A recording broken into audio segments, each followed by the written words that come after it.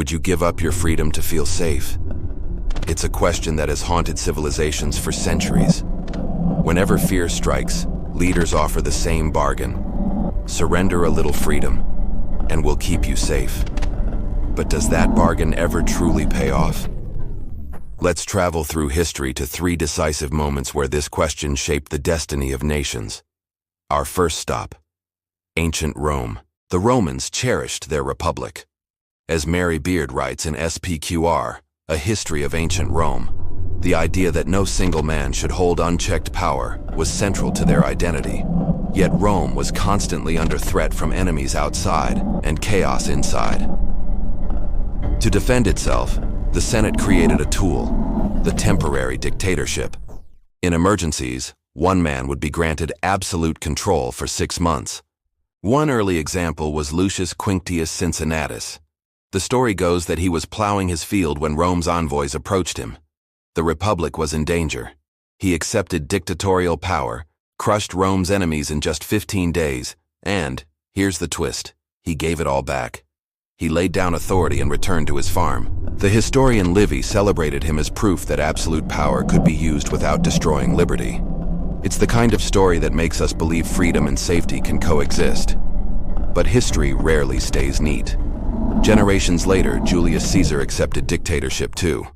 This time, the ending was different. He extended his rule again and again. The office meant for emergencies became permanent. The Republic, as Mary Beard notes, was hollowed out from within. Caesar's assassination was not just about one man's ambition. It was the violent backlash against a society that had traded liberty for the illusion of safety. What began as security ended in civil war.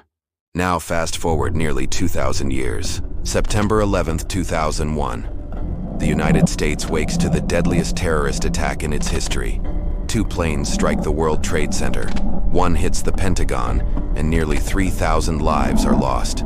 Overnight, the world's most powerful democracy feels vulnerable. In the shock and grief that followed, Americans were asked, "Will you give up some freedom so we can keep you safe?" The answer came quickly. Within weeks, Congress passed the USA Patriot Act. In Surveillance in America, historian Ivan Greenberg explains how this law expanded government power to monitor calls, track finances, and detain suspects.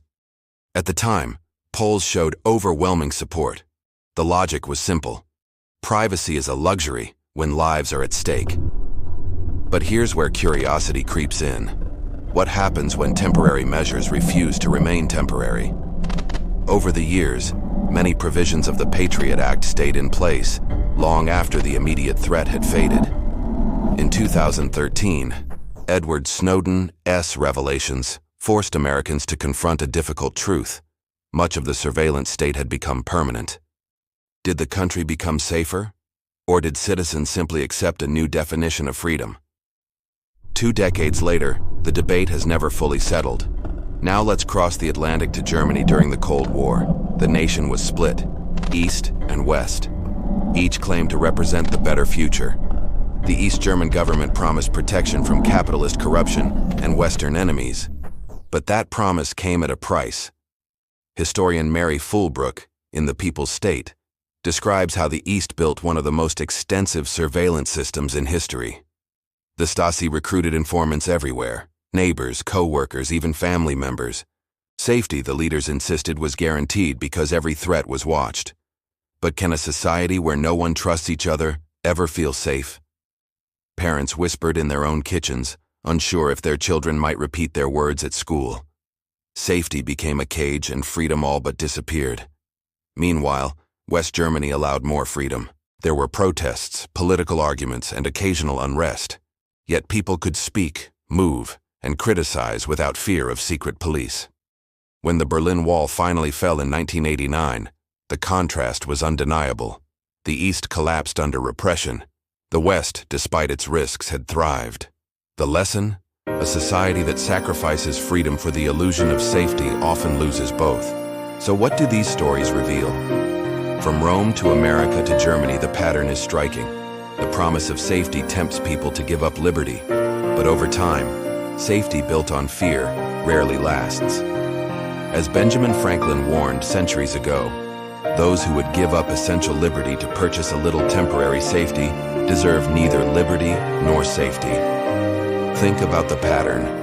In Rome, dictatorship promised security but delivered tyranny.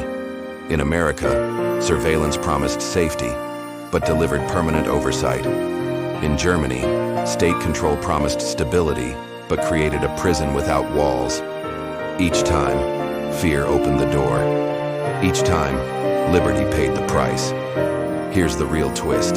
Safety and freedom are not enemies. They are partners. When leaders respect limits as Cincinnatus did, societies can protect both. But when fear tilts the balance too far, one side devours the other. So the next time you hear a call to give up freedom for safety, ask yourself, what will it cost me tomorrow? What will it cost the next generation? History's verdict is clear.